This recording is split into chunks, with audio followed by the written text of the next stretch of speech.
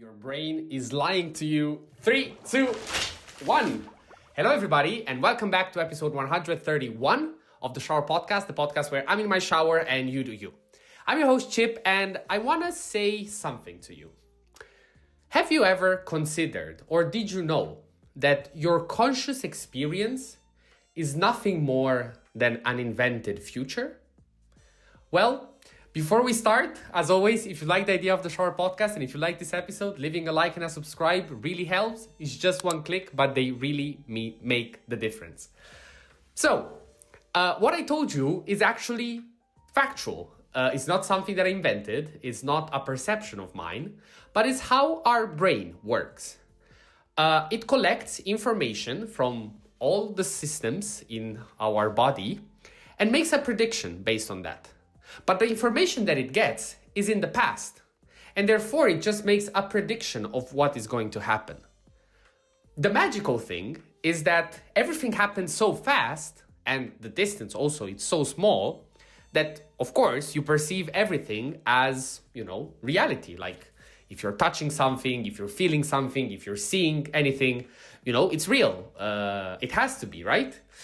Well, again, it's your perception, and, we can go into a philosophical discussion about the fact if it's real or not, or at least what's real.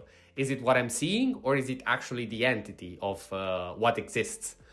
But what triggered, let's say, this idea is not something that I invented. There were two things. There was an episode from this amazing channel that I'm going to link in the description. I cannot pronounce their name, I'm not gonna. I think that the team is German or they're Dutch, something like that. And it's the one with the drawing with the birds, and the channel starts with a K. I'll leave here the channel. But they made this episode that was fascinating, where they described and they referenced, all the papers that described what I just told you. The fact that we are basically living a constant prediction of what is going to happen. And the thing that made me say, you know what, that's actually very real. And there is a moment that in which you can experience that, is if you've ever been tipsy, or even better, if you've been full out drunk. I've had the luxury of seeing some of my friends be in that state the last weekend. So it coupled perfectly with this episode, because I had the episode in mind, I had the idea, but I never knew how to explain it in a simple way. Because again, the way that they do it is fantastic, but it's not so easy to follow. Whereas I think that this is a perfect example to explain to you how it works. So if you've ever been tipsy or straight up drunk, you might know that your perception is detached from reality, but not in the sense that you are seeing things or your reality is altered. Of course, things might be a bit blurry, you might not see everything in focus, but more or less the things that you're seeing are real, or at least are the same that your non-tipsy self, so your sober self, would see. But there is a delay. And the delay increases based on the amount of alcohol that's in your body. But I find it fascinating because, again, your body is trying to collect information. Your brain receives this or expects to receive this information. The problem is that so much time passes until it gets the information that in the meanwhile, it has to do something. So it guesses. It guesses, and more usually than not, it guesses wrong because he believes that the road is straight, but he's like, maybe we should go in a diagonal, or or with words, or with processes, with thoughts. It's just constantly guessing because, again, the delay that on a normal basis is so short, it increases to an extent where you can actually see and experience in firsthand what I described to you. It's invented. Nobody knows what it's going to happen.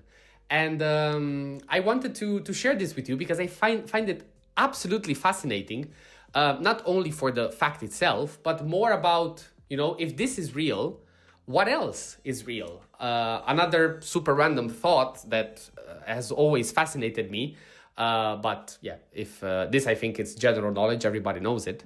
If you think of the cell, if you think that we've been able to identify like to the smallest molecule that is part of our body, you might know that technically speaking, there are gaps, within ourselves. Like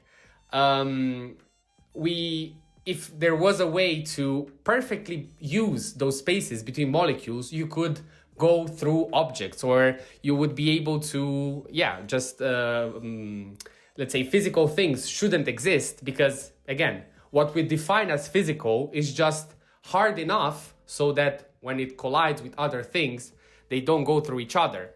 But it's not the same, if you're talking about gas, or if you're things where this distance, that I was describing also before in a different manner, but it's the same idea. It's big enough so that, new behaviors and new things can happen.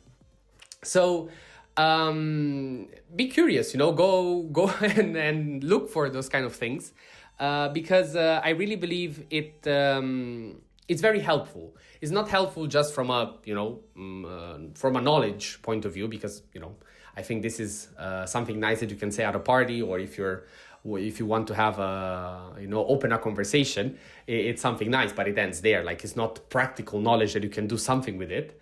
But at the same time, it shapes your perception and your curiosity towards the things that you see. I'm going to discuss about it in a different episode, but I think that's something that we are losing, and it's a reality nowadays, is this ability of critiquing what we see. We see things, we accept them kind of loosely, and we don't really pose enough questions, to say, okay, but does this thing actually matter? Is it actually real? Should I trust it? More often than not, we just say, yeah, whatever. And this happens not only with the things that we used to know, but also with the new information. And that can be a bit scary. Having said that, I don't want to go longer, because this was a more complicated episode compared to the ones in the past. But let me know if you had this information, and I really recommend you again to go and follow the channel that I mentioned, because they do amazing stuff. So what else to say? Until the next one, stay consistent, stay resilient, and see you tomorrow.